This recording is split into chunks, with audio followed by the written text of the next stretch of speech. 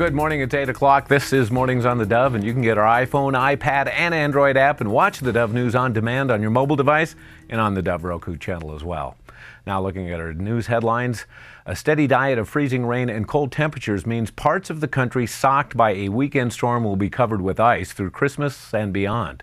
Hundreds of thousands of people from Michigan to Maine remain without power after the storm that dropped up to 2 inches of ice in some places.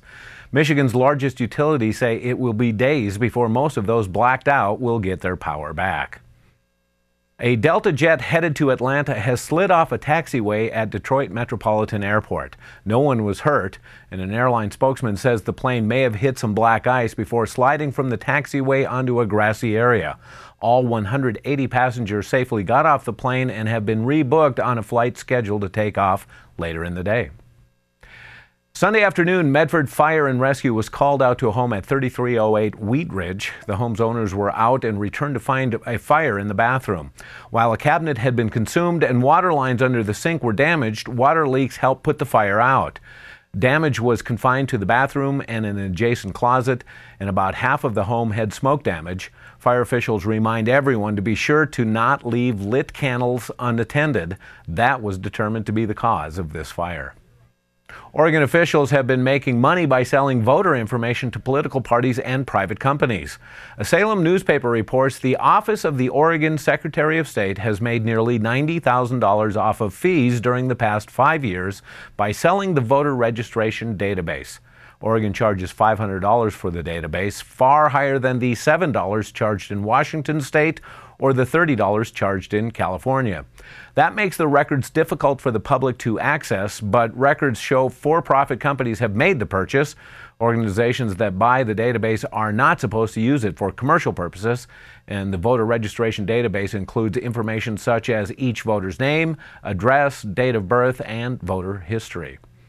And a Portland DEA agent has left his position to join a Seattle firm that invests in the marijuana industry, joining a small but emerging industry that projects to keep growing with legal pot in Colorado and Washington state. 10-year DEA veteran Patrick Moen made the jump to Privateer Holdings last month.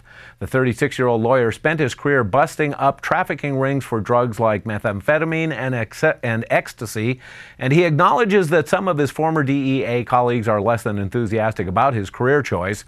But Moen says the opportunity was too good to pass on, and he'll assist the firm with state and federal compliance issues. Now look at our weather, brought to you by our good friends at Grange Co-op. For Medford and Grants Pass, today partly cloudy and a slight chance of showers with daytime highs in the low 50s. Partly cloudy and 52 tomorrow, and much the same by Wednesday. Taking a look to Klamath Falls, today partly cloudy and 45 is our expected high. Tomorrow a slight chance of showers, daytime highs in the low 40s and overnight lows in the mid-teens. Sunny skies by Wednesday. Taking a look over to Brookings, today 55 and a slight chance of showers. It's looking to get a little bit warmer tomorrow under partly cloudy skies, a high of about 58, and full sunshine on Christmas Day and a high of 58.